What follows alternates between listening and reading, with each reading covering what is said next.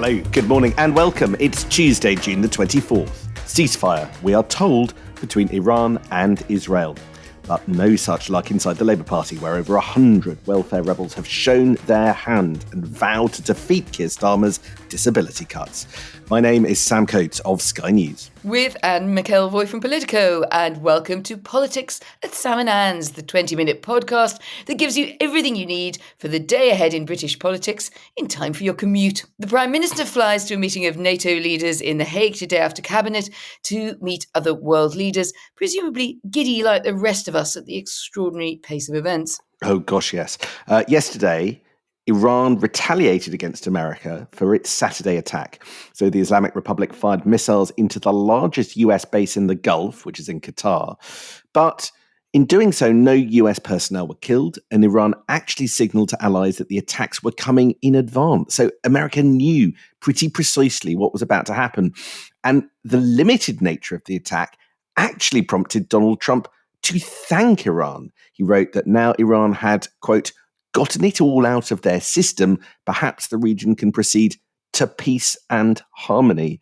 Well, the oil markets erred on the optimistic side of that. The oil price actually fell back below levels we first saw when Israel began its bombing campaign in Iran on June the 12th, and that will prompt a huge sigh of relief in the Treasury at home.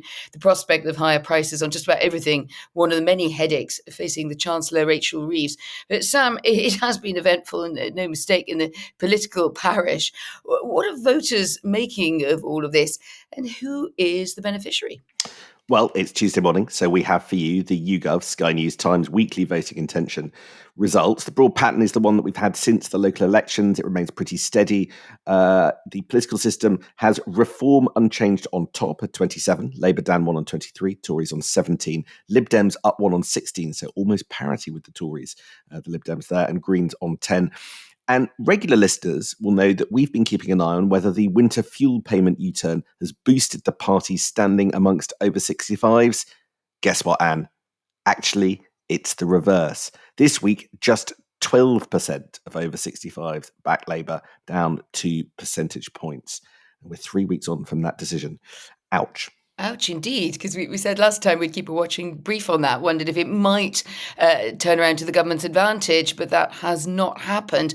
It's not much of an investment for that billionish quid that Rachel Reeves spent on the winter fuel U-turn, is it? But more on her troubles in just a moment, because all of this is intertwined with the broader security situation and the cost of that. So let's whisk ourselves quickly over to the NATO summit happening in The Hague. And that conference about the military alliance and its future, hours after the declaration of a ceasefire by Donald Trump, which he described as complete and total. And he has been describing the conflicts of the last days as a 12-day war. That's language I think is intended to refer clearly to the Six-Day War in 1967, but the emphasis is that it's the one and over school of thinking about what's been happening there between Iran and Israel and the US, Sam. So he is kind of saying it's gotten out of the system, as he put it, that Tehran had sort of fought back, but not very hard. That sounds optimistic, but it could be useful to Keir Starmer, who was equivocal about the whole thing, wasn't he? Absolutely. I mean, it all sort of hinges on whether or not this does draw a line under it, whether or not Benjamin Netanyahu ends up agreeing with Donald Trump that Israel is also going to participate in a ceasefire, or whether he leads Donald Trump further down the path that he appeared to take him down that led to the US bombings on Saturday night. None of this is easy for Keir Starmer. And I think that anything that moves on from what has been a pretty painful few days, with British officials continually having to assert Britain's relevance, given what appears like an awkward tightrope that we've been walking as a country, backing the ends but not the means, as we were discussing yesterday, of the US military action, it hasn't been pretty. It hasn't. And also, I think one of the problems was we were never quite sure whether the government wanted to appear relevant or wanted to appear to be saying not very much at all that would commit it. So it's off that hook for the moment and into the weeds of the NATO conference. So yesterday, Sam, we were talking about how the UK and other leaders were signing up to that 5% of GDP NATO spending target by 2035, but pointing out it was easier than it sounded because it is split into two elements, 3.5% and 1.5% on other aspects of the defence budget that are not, if you like, the kind of frontline purposes of it. Have we got any more sense then on what falls in what bucket? Or are we, is there any danger that we're being a bit fooled by the accounting here? Oh, 100%. I mean, there are wild rumours going around, Anne. And they're rumours because if you speak to anyone in government, they literally will not tell you whether an item of spending falls under the 3.5% or the main NATO target. Now, this has led some people to think that, for instance, our 1.5% supplementary NATO target could include things like Sizewell C, the nuclear power station that's being built, because that's part of our energy security spend, and therefore we could count it towards that broader 5% NATO target. We just don't know at the moment, and Keir Starmer's going to be under pressure to spell that out. But there's a very particular wrinkle, right? Because we can see the creative accounting, so can the people in NATO. And actually, a senior defence source has told my colleague Debbie Haynes that as a result of all this, countries basically playing silly buggers, I think Britain amongst them, they want to tighten the definition of what can and can't be included in the 3.5% goal. So if you remember, we're already throwing quite a lot into our primary NATO target, things like pensions. We've just added in the vast bulk of the intelligence service spend as counting towards our NATO target. But NATO have spotted this, and they're looking to try and focus it much, much more closely on things like hardware.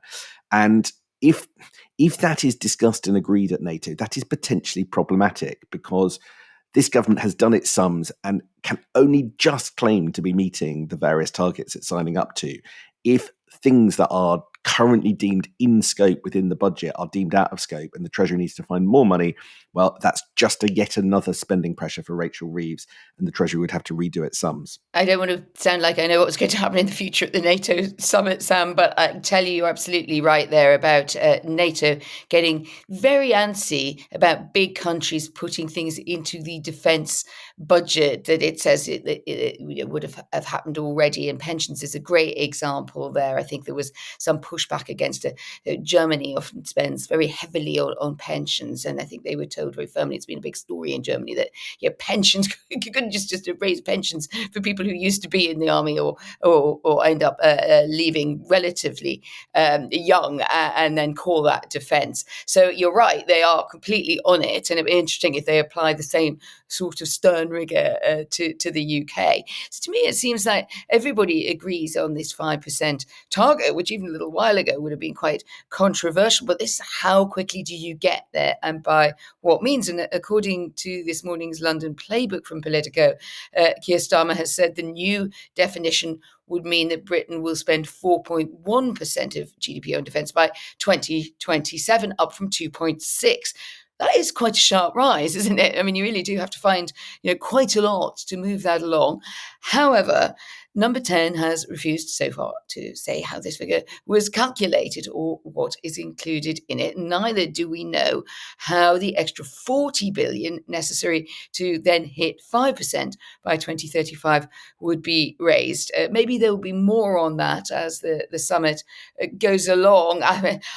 I don't think that can emerge with the sort of fuzzy maths of the accounting so far, given that NATO has someone new in the chair at the top there, Mark Rutte from the Netherlands. He's certainly done a lot of budgets in his time, and I think he's going to be quite rigorous and a bit kind of stringent on this way of doing things.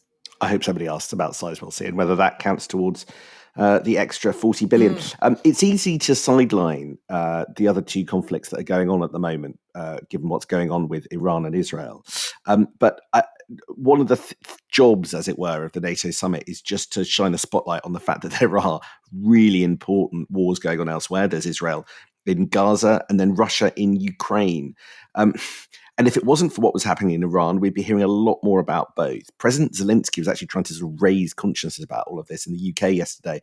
He was in talking to the Speaker of the House of Commons and to Keir Starmer, and also to our own Mark Austin to try and raise awareness for his issues. And Zelensky is clearly very worried that effectively world leaders are allowing the Russia threat to drop down the agenda. He was very explicit about this. He told us Putin could attack a NATO country within the next 5 years and called the new 2035 5% target as very slow. And he also warned basically that sanctions aren't working. That's something that we've talked about before. Ed Conway, my colleague, has talked about before. But basically, he's saying that he went in to see Keir Starmer and he told Keir Starmer of specific examples of British companies where missile components that they're making are ending up in Russia. Now, the companies aren't selling them direct to Russia, but somehow mysteriously they are finding their way into components in weapons. And that, he said, had to stop, escalating that issue. And it's also a bit of a tribute to Ed, actually, and also just trying to raise awareness that the promises being made by leaders, and there was another sanctions promise, I think, just last week from Britain, aren't working like they're claiming. And it's always worth listening to Zelensky, who's, of course, been in the heat of war for the last few years. But back on the home front, other battles are raging.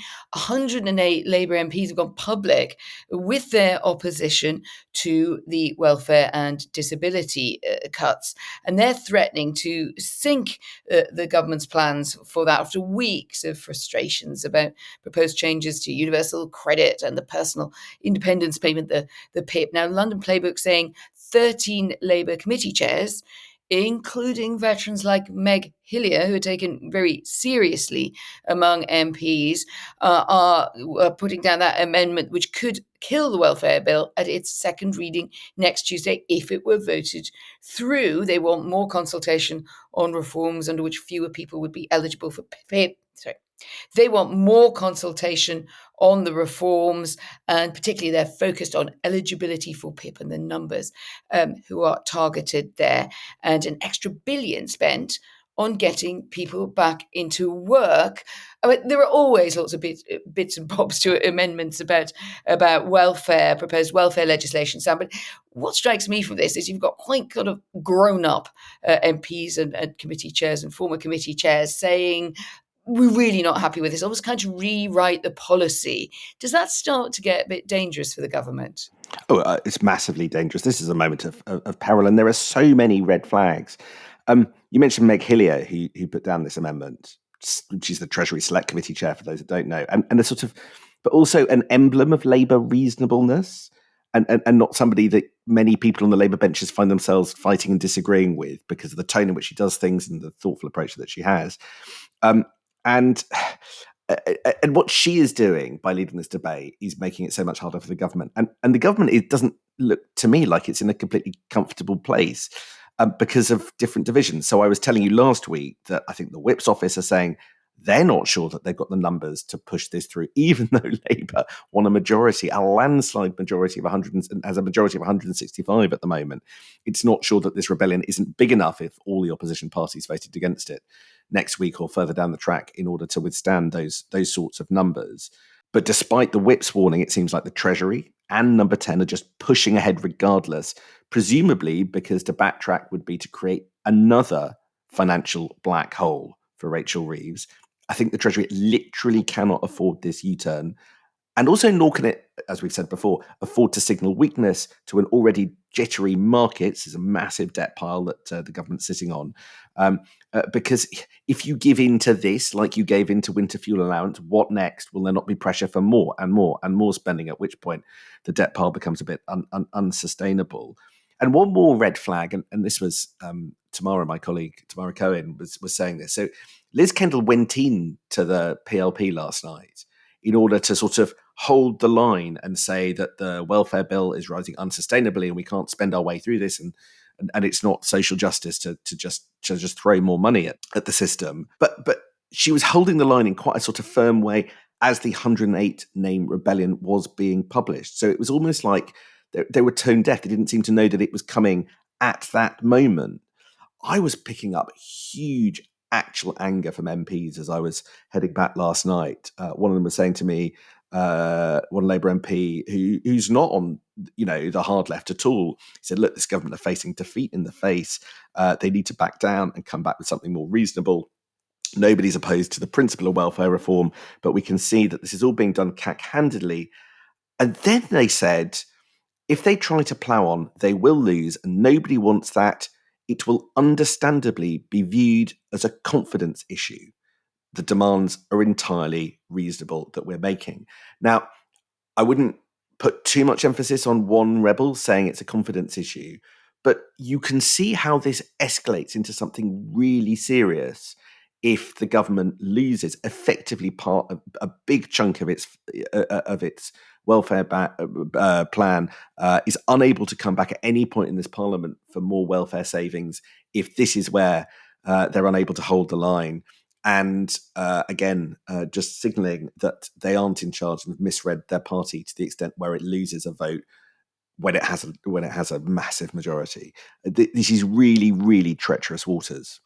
I think it is a confidence vote, not in the technical sense, but in the metaphorical one.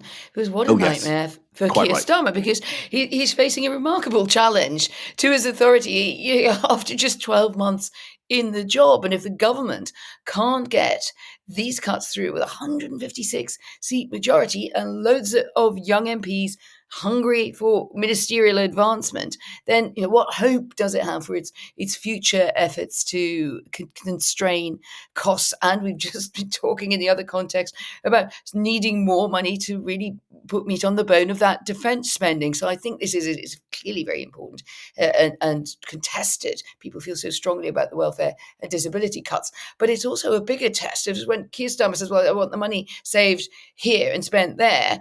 Do MPs very broadly, with some grumbling and some interests and some defensive actions that they feel that they should be able to take to be active MPs. But broadly speaking, you have to sort of say, well, you be the boss. We're not the boss. And I think that is really what's at stake here.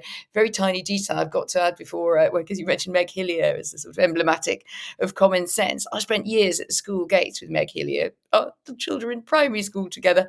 So whenever I see Meg Hillier pop up, I always think, Meg, we survived it. We brought them up somehow. Oh, that's incredibly sweet. Would you say that she is an emblem of reasonableness? She was very calm, actually, unlike a slightly frazzled journalist at the school gates. I bet that never happens in the Sam Coates household. But you're usually sort of running around, holding a notebook on my way to Westminster with a recorder. Meg always did look like very calm. Nothing seemed to faze her. And I think that's, so interesting in the tone of this rebellion, isn't it? It's not just people who tend to get up on their hind legs, or people we know are on the left of the party. There is really a creep of it into what you call the reasonable tendency is not finding that this this diet of cuts is reasonable. Really interesting to see how Keir Starmer handles that. Quickly, one of the things that they're selling is that this is important reform. But the reason they're struggling to convince MPs is, of course, a lot of it was done at very, very short notice in order to help Rachel Reeves make the sums add up ahead of her spring statement. And some of the things that Liz Kendall was planning, the Work and Pension Secretary was planning over a longer period, had to be rushed. And so it doesn't feel like reform first and you happen to get savings. It's we need money first. And we'll just throw together some plans in order to achieve that. And that is the dynamic that is annoying Labour MPs. There's another big reform coming out next week. Next week, we are now pretty certain that we're going to get the NHS 10-year plan. There's a little thing I would urge you to watch if you have a moment in anticipation of that. At the heart of the NHS 10-year plan from Wes Streeting will be AI. But we've done a deep dive today on Sky, which I've been up to following on the AI's invention of one of these podcasts. I've actually been asking doctors about using AI. And did you know, Anne, that right now in thousands of GP surgeries, they're moving to a system where AI bots record all the conversations with your GP, and then the AI bot, transcribe it and analyze it, and it all goes on the record. It's a huge change, but there's been a big, big warning from NHS England that some of the technology that's being used isn't fit for purpose and could endanger clinical safety. So your conversations with your doctor recorded, potentially using unsafe software, all in the name of AI and savings. Do watch our stuff on Sky News through the day today. Fascinating. Anyway, I think that's probably all we've got time for. Thank you very much indeed. We will be back tomorrow for Politics at Sam and Anne's, where, who knows, maybe there'll be more ceasefire, or maybe there'll be you and me going at it as hard as ever. There certainly won't be any shortage of things to discuss. See you tomorrow, Sam. Bye.